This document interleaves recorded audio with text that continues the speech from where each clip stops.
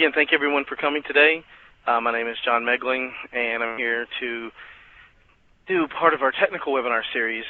Today's seminar or webinar is around Windows Server 2012 and Hyper-V, what you might call the data center building blocks. And again, my name is John Megling, and I'm the system engineer at Microsoft for Tech Data. This is the agenda for today. Again, I'm going to go over 2012 a little bit. We're going to take a look at Hyper-V, specifically around scalability, flexibility, and availability. I'm planning to do some demos of Windows Server 2012, Hyper-V management, Hyper-V replica, and clustering, and anything else I can work in as we go along. So let's go ahead and kind of get through these slides so we can get to the demo part of this. Windows Server 2012, we've had a lot of success with it so far. There's two editions. Just to back up real quick, Data Center and Standard Edition. A lot of questions around this that we get. From a technical standpoint, the two editions don't do anything different. They have all the same feature sets. The only differences between the two products are the virtualization rights. Data Center offers an unlimited virtualization right, and Standard offers two virtual installation rights, or virtual instances, I guess we could call them. The licensing structure is the same, processor and CAL model, and each license for the product itself covers up to 2 physical processors. So if I had a server I was putting in, and I wanted to just do 2 virtual machines, and I had 10 users, I would buy the Server Standard Edition to cover that 2-processor machine, get the 2 virtualization rights, and I would buy 10 client access licenses. So it's not a very complex model. It's actually, they've simplified it quite a bit, to help our partners and our end users, understand the licensing. And as we talked, common features across both editions, high availability, all the things we're going to show today can be done in both editions of the product. So that's pretty cool, I think. So here's just another way to look at it. Again, Data Center and Standard, centered around Data Center high virtualization density, and Standard Edition where you have lower virtualization density or no virtualization at all. So if I just want to put in a physical server to be an Active Directory machine, really no reason to consider Data Center in there unless I was doing it virtually. Wanted a lot of licensing virtually. If I'm going to do it on a physical machine, I'd probably go with Standard, just to give you a quick example there. So when we look at it, like I said earlier, we're going to be talking specifically around scalability and performance, density, some of the infrastructure things that allow Hyper-V to be very flexible, we're going to talk about today, and going to spend a lot of time showing you some of the high availability and resiliency features that are in the product. So if you look at our history of Hyper-V, in June 2008, we introduced Hyper-V in Server 2008. We move on. Hyper-V 2008 actually came out. Then we had R2 with Hyper-V, and had some very significant improvements around live migration, cluster shared volumes, processors, things we can do with storage and scalability. We had quite a few improvements there. And then we had R2, the R2 release of the 2008 product, and the significant things there were around dynamic memory and remote FX regarding virtual desktops, and even terminal services on that, for that matter. So when you look at scalability improvements, to give you an example, and again, I'm not sure how many people are actually using 08 R2 for virtualization still, but this gives you a good comparison of the processor's memory. So we went from 64, virtual processors to 320. As far as the number of physical processors, memory, 1 terabyte to 4 terabyte, CPUs that you can allocate. You can see it here, 512. Quite a bit of significant improvements. Short lead times. Why compromise?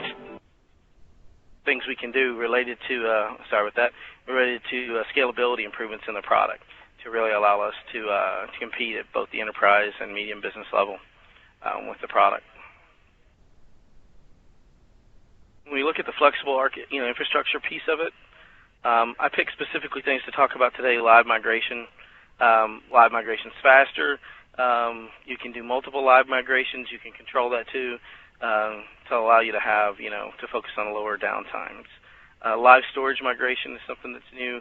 Movement of virtual hard disk, running machines to different locations, and shared nothing lab migration, which which I've been talking to a lot of partners about.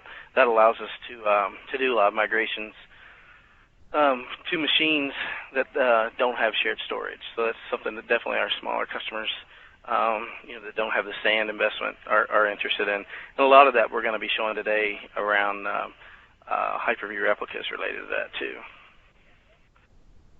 So when you look at the availability and resiliency piece, backup has been much improved in the product. Inbox replication, again, I'm going to show you that quite a bit today. We're going to go over that top to bottom. Hyper-V replica is really neat. We've had just a ton of traction and questions regarding Hyper-V replica, the ability to copy a virtual machine from one Hyper-V server to another and replicate it and make it a nice disaster recovery solution. A lot of traction on this product, especially in the small and medium business sectors. And NIC teaming is another thing that's out that you can you don't have to NIC team with the actual manufacturers. Now you can actually 2012 has integrated NIC teaming built into it. And then clustering. Again, I'm going to show you today what a cluster looks like. We're going to talk about what it takes to build a Hyper-V cluster. And as you can see, we went from 16 nodes to 64 nodes, and up to 8,000 virtual machines, in the 64 node cluster. You can cluster with iSCSI, virtual fiber channel, SMBs. The hard drive piece is very flexible, and we can secure it with BitLocker. So again, if there's other, some of these things I'm definitely going to show and touch on today. Some not as much. If it's something you're interested in, we can definitely you can set up some time with me. Again, my name's John. If you ask for John, the Microsoft engineer at Tech Data, you'll get me, and we can dive down into some of this stuff a little further. And our cluster shared volumes, have been enhanced. We're going to take a look at cluster shared volumes here in just a little bit. So when you look at clustering, 3 levels of availability. We can do it at the host level, the guest OS, and application level. Clusterware updating is new. Now we can do Windows updates and updates to the applications and OSs in a cluster aware mode to allow us not to have any downtime associated with a cluster. We can take a look at that today. I've actually got that set up so I can show you what it takes to set that up, and it's actually very simple, but we can take a look at that. And failover prioritization, so we can control, which VMs do what. Again, these are all things that were new with the 2012 release of our technology. And then we're going to get into the demo piece here. And as we go along, too, I guess we can hold questions to the end. We'll have plenty of time at the end to answer questions. I'm willing to allocate as much time as we need. And also, too, we'll push my information out so that you know how to get a hold of me. That way we can handle that. I'm going to go ahead and load up my desktop here. Could take a second.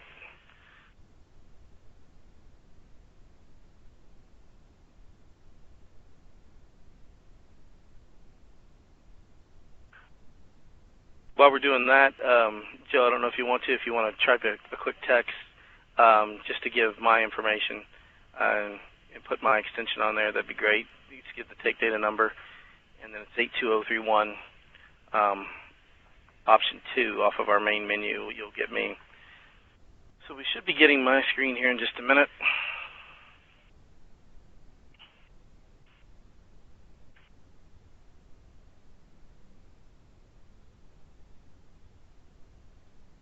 Joe's saying it's up on his side.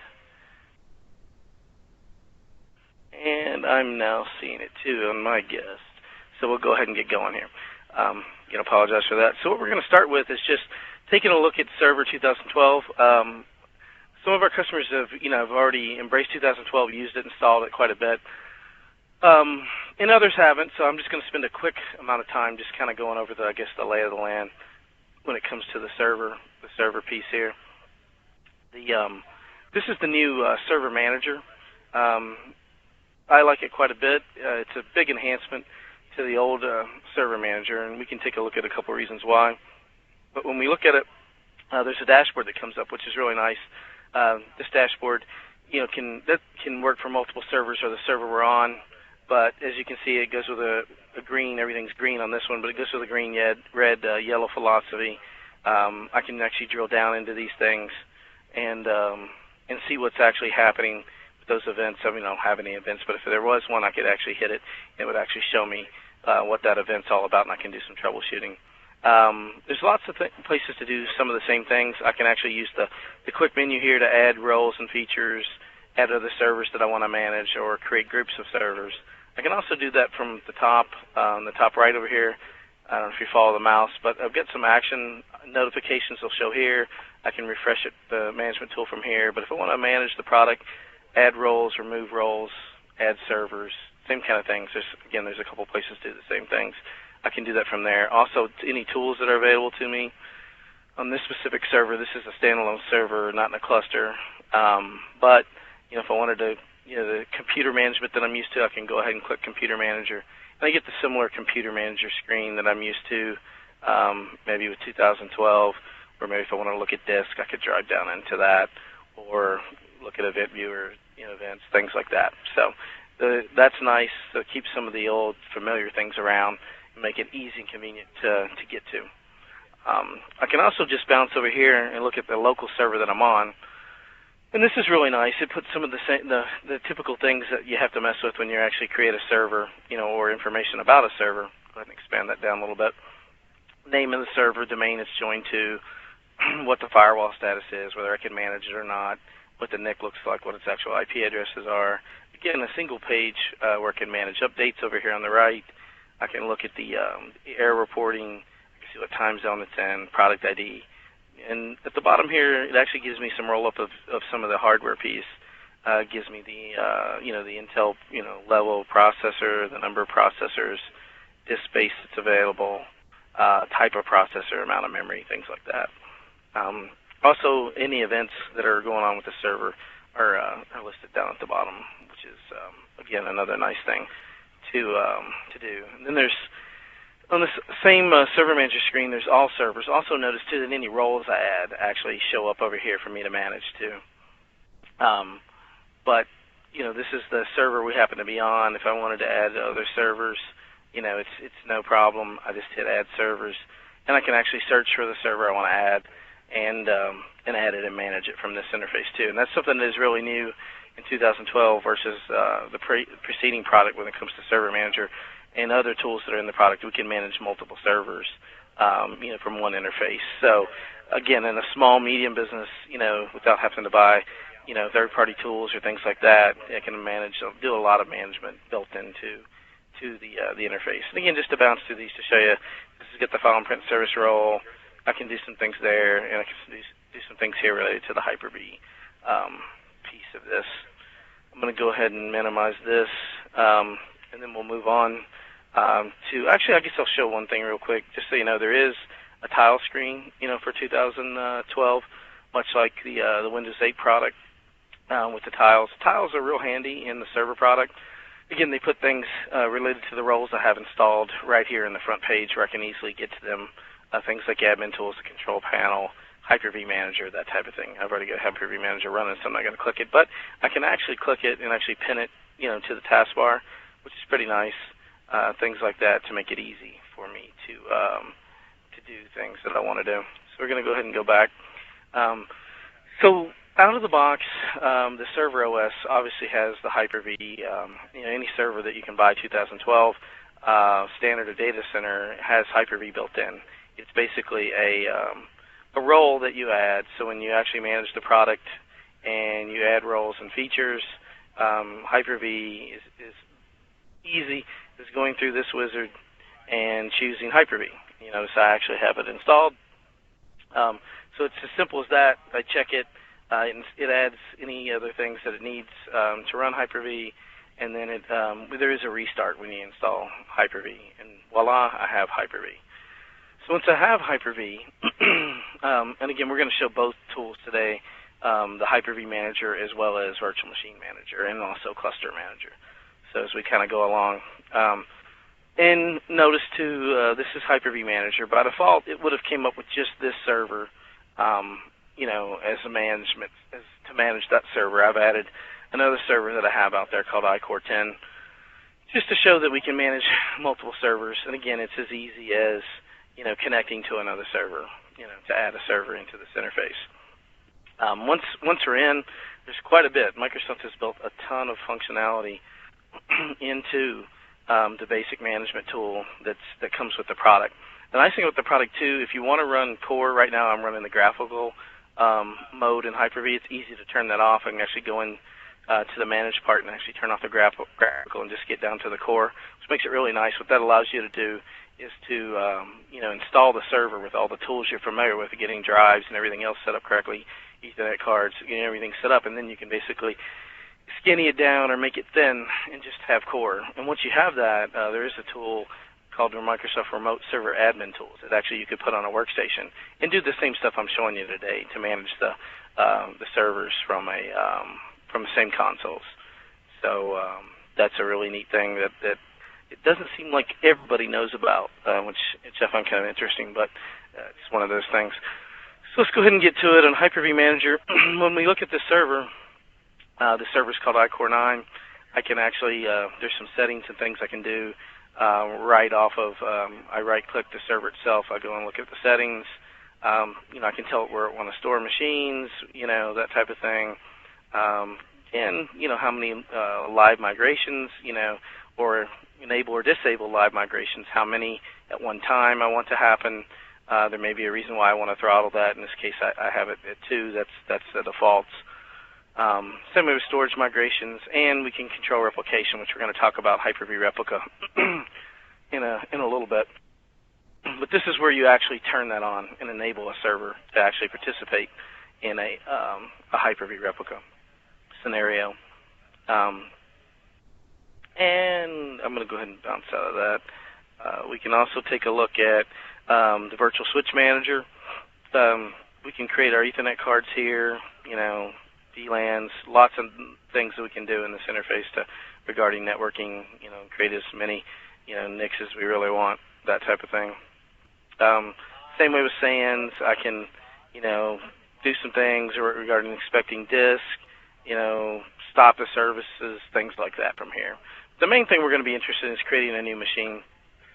Some of the things over here on the other menu over here. So when you look, if you again, some of this may be common to you. I apologize if you already know this, but it's just something we're going to get through to get some of the other things. But when we look at this, again, the actions I can do are over here. When I go new, I've got new virtual machine, new virtual hard disk, or floppy disk there. Virtual machine's the one you're going to use the most when you're creating new machines. I can go ahead and click that. And it is all wizard-based, which makes it really nice. You put in a name, of the machine. We're just going to call it test. And I choose where to store the machine, the virtual machine. Again, it's going to default to where the defaults are. Again, I have, all the different, drives available to me to choose where to store it. In this case, I would move it to here and store it there. But we're not going to finish this one off, but I just want to show you your options with the basic tool compared to Virtual Machine Manager, which we're going to show in a little bit. I can choose the amount of memory that the machine has, whether we're going to use dynamic memory or not. Again, it's amazing to me. We've had dynamic memory for quite a while that people don't understand that we can actually dynamically assign and unassign memory. And I'll show you the metric on that when we're looking at Virtual Machine Manager. But we definitely do have that capability. Again, network card or cards that I needed to use, where I'm going to get the actual installation from as far as the media, the size of the hard drive, things like that are here. Actually, here's where you actually choose the ISO files. I can browse out and grab an ISO file. So you can kind of see how that goes. And again, I'll contrast that with Virtual Machine Manager and create a machine here in a little bit. Importing virtual machines, we can do that from here. Basically, again, wizard-based. We tell it, where it's at, and we import it right in. If it's in a Microsoft format, rock and roll. 2012 is very flexible compared to the preceding product when it comes to importing machines into Hyper-V. The older product, it had to be exported out in a specific way. The new one, basically, you just as long as you have a copy of the files that made up the virtual machine, we can import it in. If it's on a different platform or you want to do physical to virtual, there's a nice tool we have called Disk to VHD. If that's something you're not aware of, again, contact me. Or you just bing Microsoft Disk to VHD. It's a conversion tool that will allow you to do physical to virtual conversion free. It's a free tool. So, because there is no physical to virtual conversion built into the base management tool that we provide with the product currently. Again, some things are the same place as Hyper-V settings. We've looked through this, but I can get to it off the other menu over here. The switch, the SAN, same things we were doing on the other side. Now, when we actually look at the machines, this particular one is off. We can go ahead and take a look at the. Notice that in the Hyper-V Manager, we get thumbnails. It's an active thumbnail of what's actually going on the actual machine. So if I just double-click the thumbnail, and voila, I'm on the console of the actual server that's been virtualized, and I can manage it, right here, which is nice. We can take a look at the settings for this particular machine. If I wanted to add certain hardware, network cards, fiber channel adapters. Again, that's another new feature. Don't remember if we covered it in the slide. I think it was mentioned briefly. We can actually map fiber channel into a virtual machine. Memory, number of processors, that we want to have, that type of thing. Whatever we want to do here pretty much is, we're creating what our virtual machine picture is going to look like. The hard drive that it's using. Trying to think of a couple other things I may want to show here. Again, replication, which we're going to show. Things related to replication can be done from the settings here. We'll go ahead and start that machine. Not sure why he's off, but it's replicating. So that one's actually a replica from another machine that's on a different machine. So if we look at it, replication, I can fail over or test it and make it become the primary. So that's why that one's off. Apologize for that. So if we look at that CLREP test, he's on actually the cluster, which I'll show you in a little bit. So we're replicating that machine from a clustered resource to a non-cluster resource to simulate maybe from like an on-site cluster to an off-site server replicating. And again, I'll get into that when I get into the replication part. If we look at some of these others, again, we talked about settings. I can turn them off, shut them down. I can actually do snapshots. Snapshots are, if I'm going to do some changes to the machine, maybe do Windows updates, anything that I want to change. So it's basically just creating a point-in-time copy of that actual machine. Snapshots are really easy to do, and they become a real handy tool. That's a pretty basic virtualization feature that's in every virtualization technology, but they do make it nice to help you manage the products, things like that. So I guess we'll go ahead and take a look at Hyper-V Replica a little bit here, since we've been talking about it and bouncing around about it. So what happens with Hyper-V Replica, which our customers are very interested in because it doesn't have a shared storage requirement. It can Hyper-V Replica is an asynchronous replication technology that a lot of customers that don't, again, have an investment in SAN storage, they want to buy servers with local storage. That way they can have some availability. You notice it's actually even replicating the changes. It flashed right up on the screen while we were talking about it. But replication is a pretty easy thing to set up. It's super easy and super simple, and it's very cost-effective for our customers to get some high availability without having to invest in shared storage. Nothing against shared storage. I happen to love shared storage, but it's not for everybody. So to enable replication, we saw that earlier. All we have to do, is actually enable replication on the actual server. These two servers already have replication enabled. Just to kind of go over the screen a little bit here, basically you check the box, you pick your type of encryption that you want. Kerberos is kind of the default for what I'm doing because I'm on a LAN. If you do want it to be encrypted, fully encrypted, you want to use certificate-based. So like if you were going to do it from a main site to like a disaster recovery site, you'd be using the certificate-based, as long as you wanted it encrypted. We can choose where it stores the replicas at.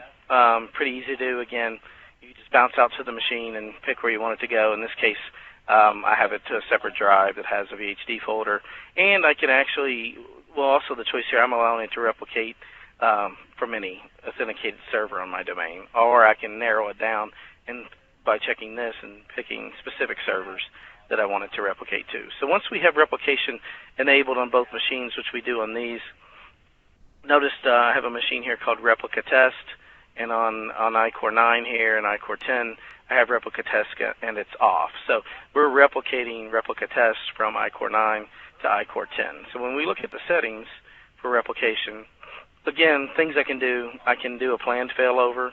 So basically it will shut the machine off, and then I go to the other one and turn it on. That is one thing about replication that is different than clustering, which we're going to show today. Replication does require manual intervention. So unlike clustering, where if you lose a node in the cluster, those virtual machines get automatically brought online on another machine. That's not how replication works. Replication replicates it, and then I basically tell it that it's failed, or one way or the other. I can pause it from here. I can look at the health of the replication. It gives me a rundown of what's going on regarding replication. So things, where it's replicating to, it's good. It's the average size. The size of the data to be replicated, things like that. I can reset these statistics. I can, again, refresh them from here. The thing to remember, we'll show that in a minute. I'll show a machine, and we'll try to look at turning on replication for it. But basically, it replicates every 5 minutes, and it takes a base replica of the machine to start.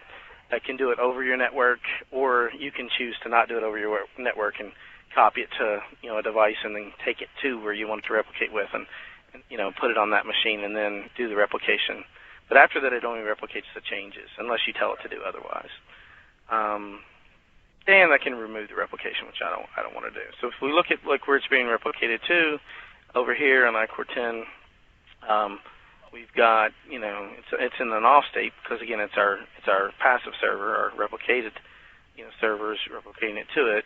I can fail it. I can test the failover. Again, I can look at the health over here. There's a few other options from this side to see how it's going. Let's see if we've got one. I think this one. Yeah, we'll go through the screen here. So on this specific machine, this is a virtual machine that I haven't enabled replication on. It's just, again, a Windows 2012 server.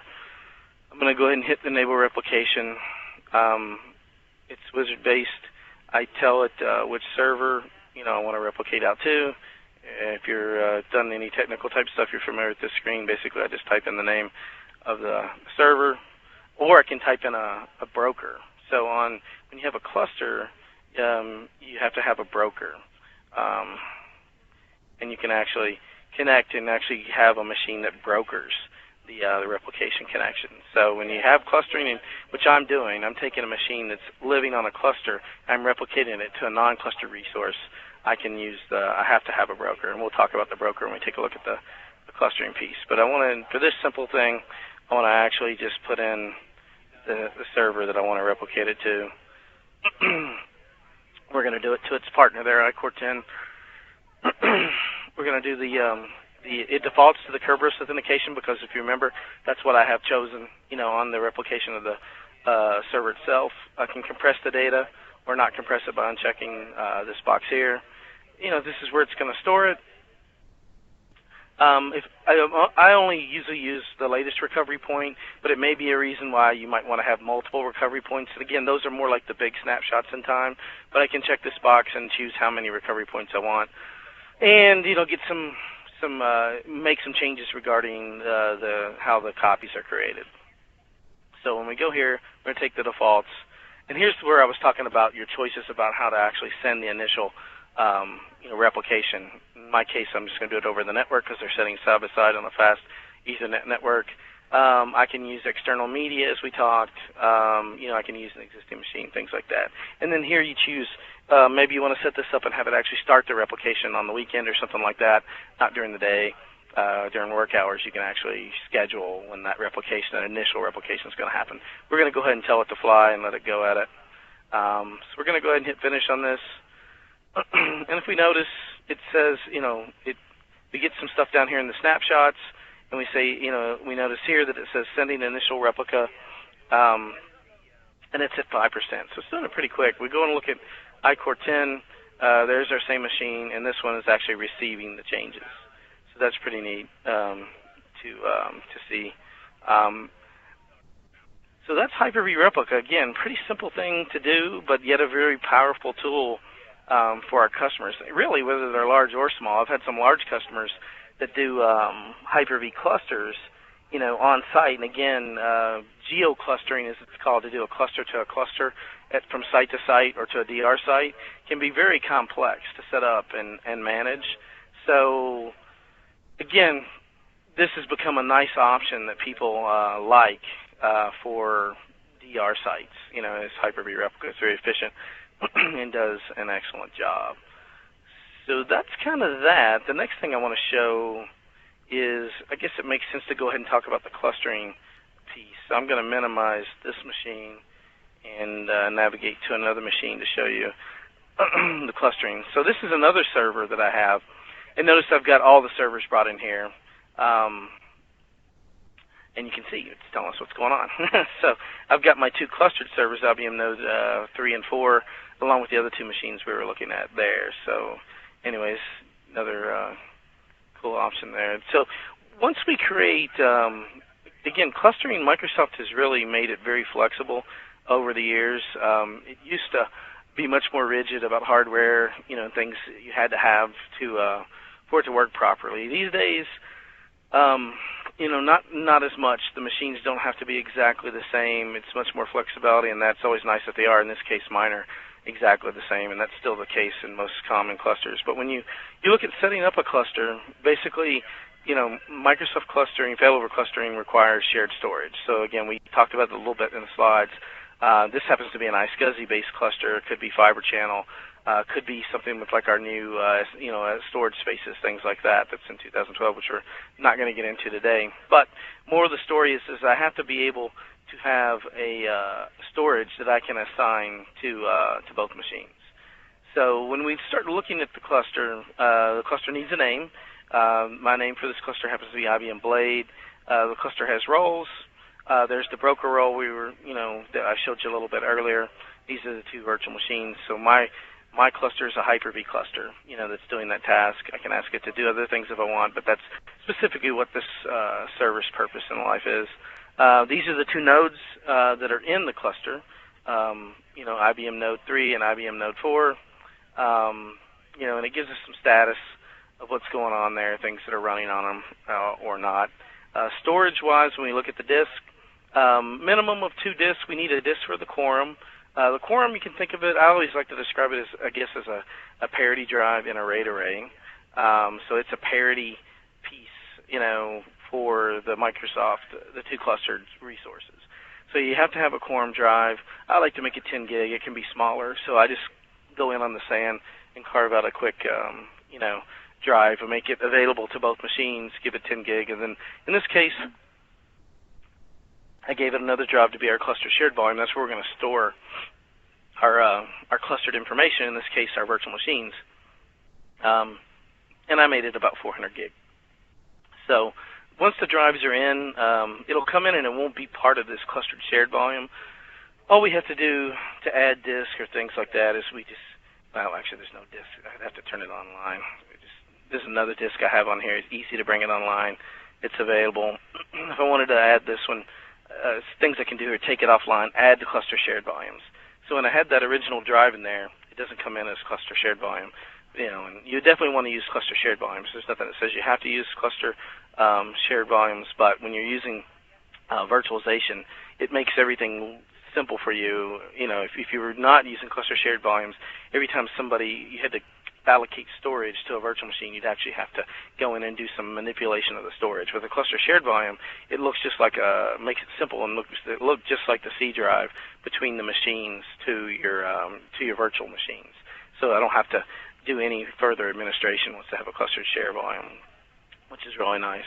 And on the networking side, 3 or more Ethernet adapters.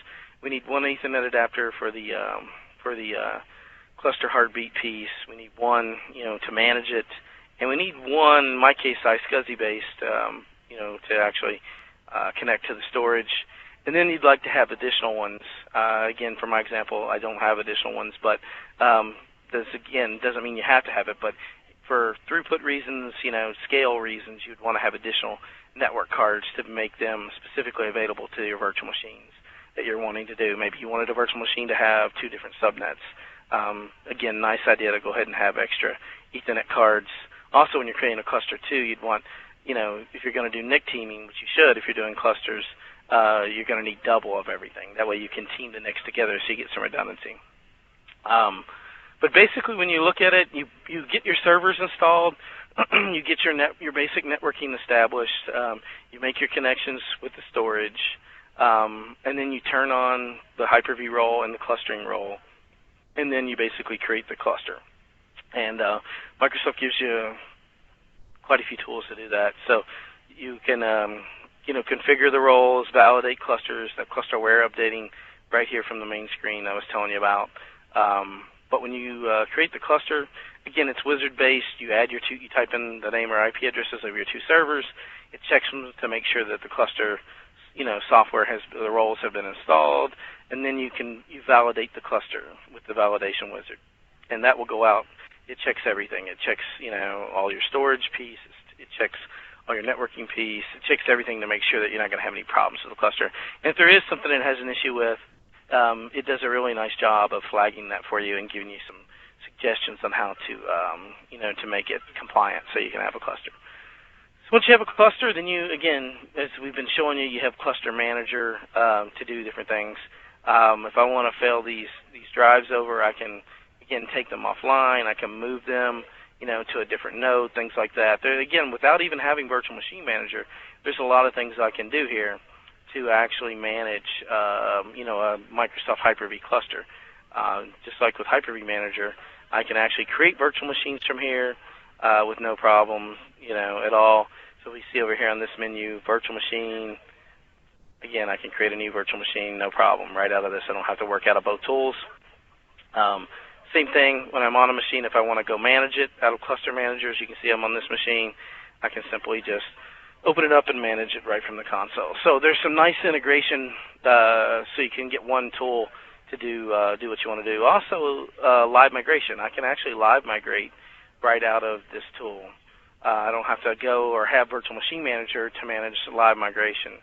So if I want to move a machine, like in this case, we'll take this one called LM Test. Again, I can turn on replication here too, that type of thing, which is nice. I want to look at, let's take a look at the move piece, live migration. So we're going to go ahead and, sorry about that. And then we're going to select a node. It can pick a node for us, or we can actually select. In this case, it's pretty simple. I just have 2 nodes. So I'm going to go ahead and just show you the screen where you can actually pick the node. In this case, I'm going, this machine's on, node being handled by node 4. I wanted to switch to node 3. It tells me the status. I'm going to go ahead and pick this node and hit OK. And we notice it'll happen so fast I'll barely be able to show you, but we're already 52% complete. And notice I'm still on this machine, and no problem. I'm actually doing work, manipulating the machine, but he's already done. So it's already moved that quick. And, I don't have anything that fancy going on. So it really happens very quick, and the live migration works really nice. I will also show you live migration. Actually, you know what? I'll do that right now. Let me minimize this guy. Let's go back to our other server. So when we look at the manager to move machines, again, we've got a lot of different things going on here. If we wanted to live migrate that machine, we can actually move it right out of here. So we don't, again, need Virtual Machine Manager. We get some choices to live migrate. And we don't have to have shared storage either. Again, I'll show you that also in Virtual Machine Manager, how that works over there. So let's go ahead and get back out of that and switch back over to here. I know I'm bouncing around a little bit. I apologize if that's a little confusing or it's coming up a little slow.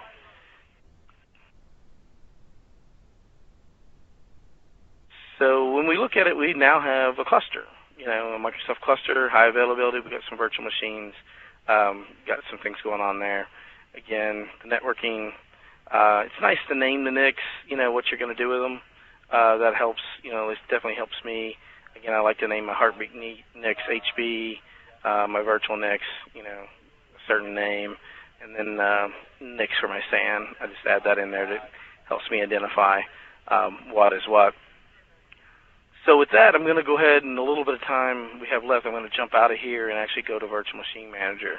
I know I've spent a lot of time talking about how much we do without Virtual Machine Manager, but when you get to a robust environment, I would say, I mean, there's no real guideline, I guess, but most of the times we'll see, when people have 3, 4, 5 physical hosts, they start liking or wanting to invest in the System Center stack. And I'm just going to show you one product that's in the System Center stack today, Virtual Machine Manager. So as you can see, everything we've been looking at is represented here in our Virtual Machine Manager. So Virtual Machine Manager can be another physical server or just another virtual server on your network that manages your virtual environment. So when we look at it here, a lot of nice things to make it easy. Again, you can do a lot of things from different places. I can create a virtual machine right from here. And to just walk through that to compare and contrast, there's a concept of templates and OS profiles, which make it really nice that you're not going to get in the basic product. I can go out here and create a new one from a blank template, or I can actually go and create a template. So all a template is I've taken a machine, and I already got it the way I wanted to look, installed it, enabled what I wanted to enable, and copied it or made a clone of it so that I can quickly deploy it. So when I pick the template, notice how it's going to go ahead and give it a name. My keyboard lags a little bit from time to time. Sorry about that again. But notice how it's going to already populate some things that I've put in for the machine. It's already told it I want 2 processors. It's already told it I want a certain amount of memory. It's already told it I want it to use a specific network adapter. So I can go in and set all of these properties from the template. I guess I can show you templates real quick. If we get over here and look at the fabric, notice too, and just how this is laid out, it's very, I guess, Microsoft-like, Outlook-like, I guess a lot of people like to say. On the main menu, I've got virtual machines and services where I was at. This is where I can look at any of my private clouds I've created, my host, and this you see the IBM set of hosts that we were looking at earlier, the replica hosts that we were looking at in the same virtual machines. Notice how if they are a replica server, it adds another little server to the right of it here in this menu bar. So again, they do some things if you use the tool enough to make it easy for you to identify what's going on. But on this menu bar down here, we have a couple other choices. We're going to talk about some of these. There's a jobs menu where I can look at all the different things that's happened, or I can just look at the current stuff that's going on, or I can actually look at the history. Libraries where we store templates, files, things like that. ISO files, for our servers that we use to install. Very important if we're going to do automation, which if people are interested in, I can do another one later at another date where we show self-service and automation of virtual machines in the environment. But for today, we're going to take a look at the template piece. This is an OS profile. I guess I can go ahead and take a look at the OS profile before we look at the template. Let me go ahead and open that up. So when we look at this, if you've installed much machines or if you do a lot of density, here I have roughly 140 and growing virtual machines. So I don't always want to, go around typing in the password for everybody that needs a virtual machine. So I can go ahead and pre-load, so to speak, information that I want to, not have to tell the machine or configure it time and time again, like its password, what the product key is, the time zone I want it to be in, if I want it to be joined to a domain. In this case, I created this profile just for this domain we have called MSFT Lab. If I had another domain, I create another profile, which I can easily pick from the creation screen to make it do something else that I wanted to do. And I can have answer files where I can pull and have it run software. The other thing that's neat, too, is all the roles that can be added for the server. I can actually have it do certain types of things. So if I know every server I create, for a certain thing needs, certificate services or .NET framework or maybe the IIS, I can go ahead and check that, and it'll actually pre-install those roles. Or the same way with features. If I want, every server that has this profile to do BitLocker, for example, I can pick that, and it'll do that automatically, which I think is just really cool. But anyways, we'll take a look at templates. Here's a template I created for my private cloud. We'll go ahead and we can actually create a template from a template, which is pretty cool, or we could actually create a virtual machine and create a whole new template. But once you have a template, it's pretty easy to go ahead and just take the template you have and create a new one. So we just give it a name. We'll just call it test template. Going to go ahead and bounce through this just real quick. So you can see in my template, I have cloud capability. In this case, I have all Hyper-V machines, but if I wanted this machine to be available to Hyper-V or ESX or Zen, that's another thing I didn't mention. We do support all these three platforms as far as management goes. So if I wanted this to work for an ESX server, I can choose that platform as far as this template goes, or the Hyper-V, whatever I want to do. I can preload the number of processors, memory. I think you're kind of getting the idea, hopefully, of what we can do here. We can go ahead and, embed the ISO or not. Actually, we don't have to after we have one template created. You're going to do some things with adapters. I can, restrict its availability. I only want this to be available, so when it goes to place it, it would only put it on the clustered resource that we have in this example. That type of thing, which is pretty nice. Go ahead and hit next on this just to kind of show you. The OS profile, again, this template has an OS profile associated with it. If it didn't, it would let me pick a different OS profile from here for that template. That's why it's grayed out here. So anyways, the other thing that's neat, too, that a lot of people don't pay attention to, if I've created a lot of creation, not even a lot, maybe I had to create 10 virtual machines, I can actually go ahead and look at the script and use PowerShell and just make some simple changes, and I don't have to go through all these wizards again and again. So I could just go change. If I was going to create 10 machines that look the same, I could actually take this script and just change the name and quickly create the 10 that I wanted, which would be pretty nice. But anyways, that's kind of templates. We kind of swayed off of that. But when we look at, and those ISOs and everything come from that library. So the library, the way to think of that is just nothing more than a regular share, but specific to a share that works for virtual machine management, is what I would describe that at. So when we look at this, just to kind of round it out, virtual machine networks, the networks I have available to me to do different things regarding networking and switching. Again, we've added a lot more that you can do here regarding the switching and networking piece when it comes to Virtual Machine Manager. This is that clustered resource that I was showing you earlier. Again, notice the machines we have here, that machine we moved. If I want to move it, I can move it a couple different ways. I could actually just grab it and actually drop it on the machine that I wanted to move it to. It's going to bring up the wizard, and it's going to tell me what's going on and move it. I'm not going to do that, but I wanted to show you that. The other option is to migrate the virtual machine. I wanted to show you this because I do have some choices here. Live or live storage, again, things we've been talking about, live, migrate it. And we just hit next, and it's going to do it, and it happens real quick. So basically it uses that same engine on the cluster to actually do the task, but it's going to happen really quick. The other one I wanted to show in here, well, the other thing, too, I guess, when I create these folders, the folders have purposes. They are to designate things, but I can't control, things related to the machines that are underneath it. Specifically in the cluster, it gets a little more elaborate, just to show you some of the things you can control here regarding. So that would, if I changed it at that clustered folder level, it's going to make that change all the way down the hierarchy. Same if I go here, and look at the properties for the cluster itself. Anything I change here, it's going to change it across the whole cluster, just to show you what's going on there. Same thing, show you down here with replica, so you can take a look at what some of the options are. I can allow things or not allow things. I can control where things get placed. Again, I can control reserve information, related to what's going on. Again, some of the same things we saw over there. Also, again, if I wanted to make some quick change settings at the actual host level, I just right-click the host. I can get a quick status of what's going on. We check quite a few things here to make sure the communication between Virtual Machine Manager and the host is right on.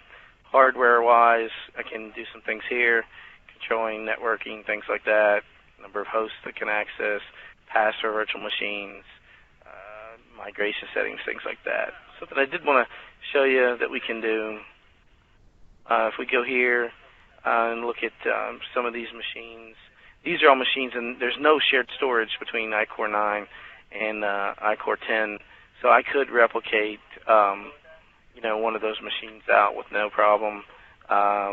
So if I wanted to migrate that virtual machine, but do notice that instead of just live, I have a different option here, live BSM. So basically, again, this machine is still going to be live, but it's going to take longer for us to actually, it takes longer to actually move it when you don't have shared storage. We can go ahead and kick that off. But same concept, it just takes a little longer for it to actually make the copy and the connection there when you look at what's going on with that. Trying to think. I think at that point, I mean, I've kind of went quick, I know, over a lot of different things. I did want to show the cluster-aware updating. Let me bounce over to that real quick. That's one thing we didn't. Go back to the cluster. So when we actually look at this is one of our clustered nodes on the server. When I've got tools, cluster-aware updating. I can also get to that too right from the cluster manager. I can come right here and hit cluster-aware updating. And cluster-aware updating, there are going to be updates because I did updates yesterday, but I guess I shouldn't have. But anyways, I did them. But I can actually go out here and preview what's going on as far as updates, check to see if there's any updates that are available right from here. And it goes out basically just like Windows Update and checks for updates. You really should use the Windows Update server. I don't have one in place right now for this, and a proxy, but you can see it says no updates found. That's the best options. And then once I get them, I can apply the updates. I can get reporting, lots of different things I can do. And then I can also run a quick analysis of the updating. It will actually tell you whether it's a good candidate, that type of thing. I think I actually had one. Yeah, we're doing good here. Which is again another nice thing that Microsoft's done all over the place. The Server 2012 to help us, get things going. So yeah, it's complaining that I don't have a proxy. So, like I said, that's always the best option there.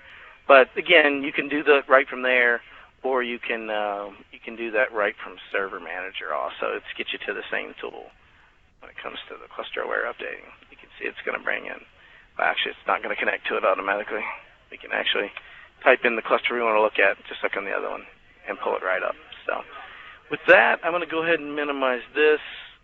And at this point, I am going to stop the good old recording.